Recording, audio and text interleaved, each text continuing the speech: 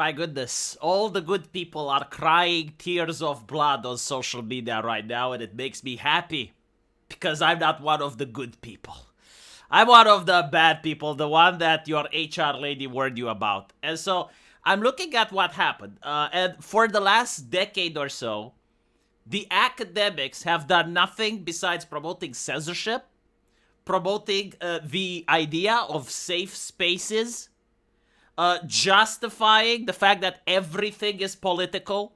So even when you're going at the university, you're not going there to learn how to think critically. No, you're going there to become a political activist.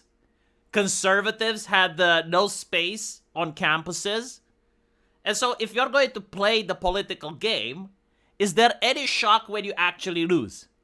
Yeah, it turns out that in a democracy, every now and then the opposition manages to get power. And if you are wanting to get money from the government and you played politics rather than just staying neutral, you're kind of fucked. Now, what does staying neutral mean? Well, it means, first of all, don't use censorship as safe spaces. You know, you can teach people to be activists, but teach left-leaning and right-wing policies. Allow right-wing speakers on campus as well as left-leaning people. Or just don't play the game. You know, if you're a university that's teaching people how to be engineers, don't teach them how to be Democrats.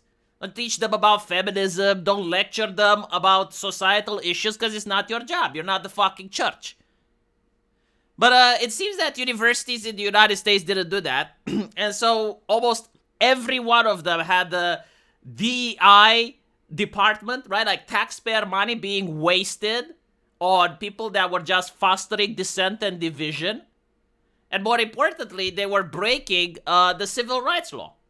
Because as Donald Trump likes to say, well, if you have any ideology, which puts one race or one group of people above or below another, it doesn't matter if you're justifying it. It's like, oh, these people are superior or we're going to play the oppressor-oppressed dynamic. None of that matters. You're taking money from the government. You don't do that shit.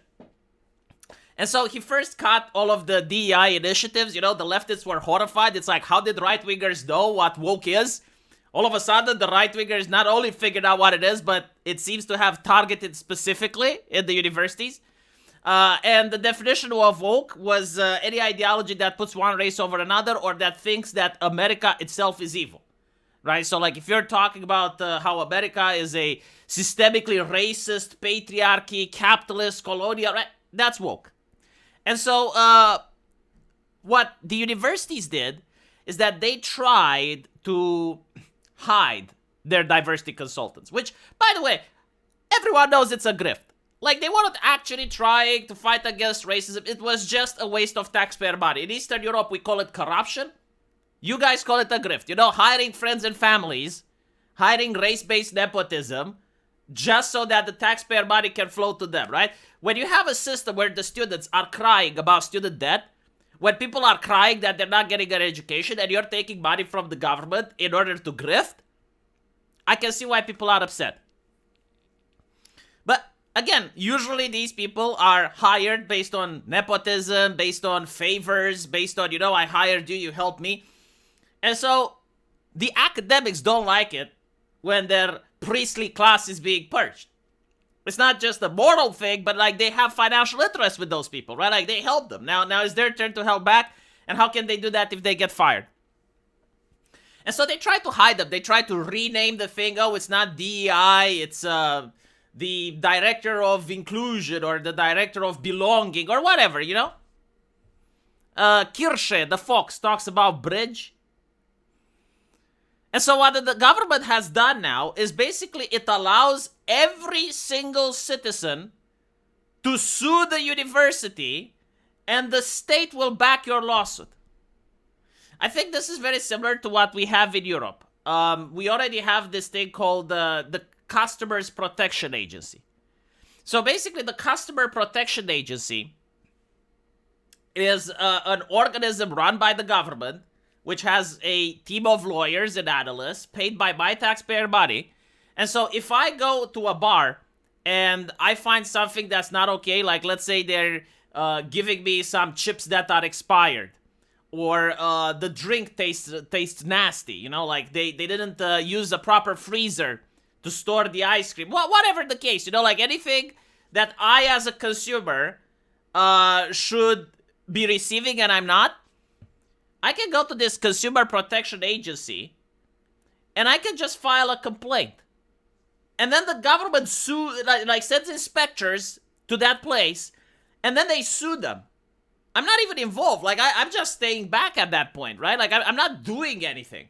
All I have to do is to file a piece of paper. Now, in America, you would have to get your own lawyers or to get other customers that are upset and do a class action lawsuit, right? In Europe, it's not like that. The same system exists in Russia. There was a situation on Steam where a Russian has used the N-word towards a Steam mod. And the mod punished him by banning his entire Steam library. And so the Russian used his version of what we have here, the protection agency, used that, and got the Russian government to sue Steam, saying, no, you can't do that because the library is filled with his games you already paid for, you need to reinstate his account. And so, you know, imagine the optics. It's not like a couple of people are suing a company now. It's like the entire government is suing you, right? And this is what's going to happen here. You're going to see people at universities noticing that the university professor is talking about safe spaces or is being discriminated. He's going to file a lawsuit, and it's not going to be him against the university. It's going to be the American government against the university. And in order to do this, Donald Trump has used a law that was passed in Congress in 1863 to address fraud by defense contractors during the Civil War. Institutions that take federal money only to allow anti-Semitism and promote divisive DEI policies are putting their access to federal funds at risk. The act allows private citizens to file complaints on behalf of the government, called quitam lawsuits, against those who have allegedly defrauded the government, the department stated, adding that those who successfully bring the quitam actions may receive a portion of recovery. So now there's also a financial compensation that this doesn't exist in Europe, right? But like apparently in the United States, if you find any type of wrongdoing from the academia, if you're a whistleblower, if you know that they're hiding their DEIs in the basement, once you get the American government to sue them, if they win, you get a percentage of that. Universities are totally fucked. And honestly, I share absolutely no tears for it because they were at the forefront of censorship. They were at the forefront of cracking down on freedom of expression. They cracked down on any type of ideology that they disagreed with. They hid behind tenure while everyone else was getting cancel culture. I have absolutely nothing against it. And you know what? It's 2025. There are other ways to study, other ways to learn than going to a university. I, as an employer, can now simply use an AI that does a background search on every individual, and I can know exactly what code they published online, what works they did, the type of person they are. Like, seriously, use ChatGPT, do a deep search on a private person, and see just how much info you're coming up with. And so, what exactly is the point to go to a university? What exactly do you do there that you can't do in your free time? Like, people can learn code in their free time. People can do all these things without having to spend so much money and then complain about student debt.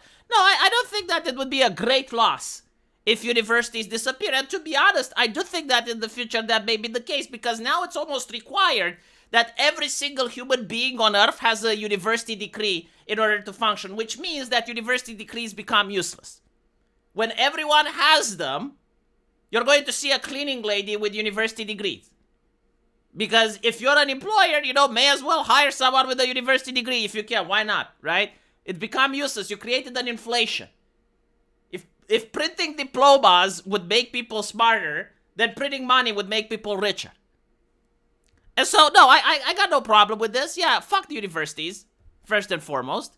And secondly, they asked for this. Now, they're not worried that people are going to file frivolous lawsuits, which is a problem, right? Because if the government sues you, even if you didn't do anything, you still need to pay for lawyers, you're still stuck in the legal thing, you're still in a PR nightmare. Boo fucking who? You know, like this actually does exist in the European Union. There's a lot of GDPR malicious filings where people just hate the business and then they like maliciously fire GDPR complaints in order to waste that business's money. But you know what?